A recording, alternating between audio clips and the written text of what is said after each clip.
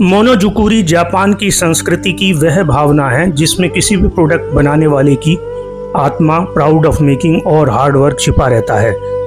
Crafting things का मतलब mechanically product बनाना नहीं है, बल्कि हर प्रोडक्ट को डेडिकेशन, प्योरिटी और मेहनत से उसका निर्माण करना है, जैसे कि वो जीवन का एक हिस्सा हो। मोनोजुकुरी शब्दों से ज़्यादा भावनात्मक गहराई रखती है।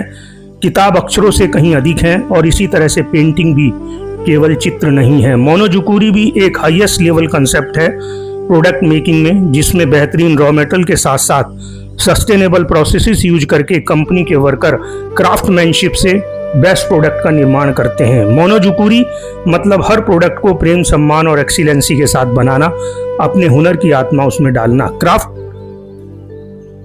क्राफ्टिंग थिंग्स विद मोनोजुकुरी मतलब काम को पूजा समझना। जब हाथ से काम होता है और दिल से सृजन तब जन्म लेता है एक ऐसा प्रोडक्ट जिसमें सिर्फ आकार नहीं, आत्मा भी बसती है। प्रोडक्ट तभी वर्ल्ड क्लास बनते हैं जब उसमें केवल टेक्नोलॉजी नहीं, इमोशंस भी हों।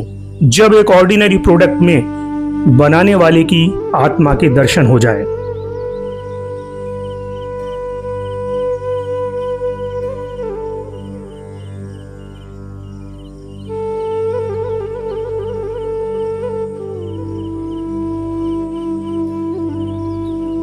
मोनोजुकुरी काम को कला में बदलने की जापानी सोच।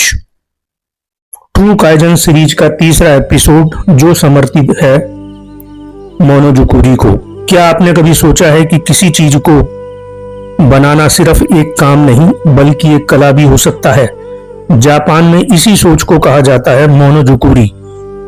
मोनो यानी चीजें और जुकुरी यानी बनाना, निर्माण करना। लेकिन ये सिर्फ चीजें बनाना नहीं है, ये है अपने काम में आत्मा डालना, ग्राहक के लिए कुछ ऐसा रचना जिससे कि वह प्रसन्न हो जाए। मोनोजुकुरी क्या सिखाता है?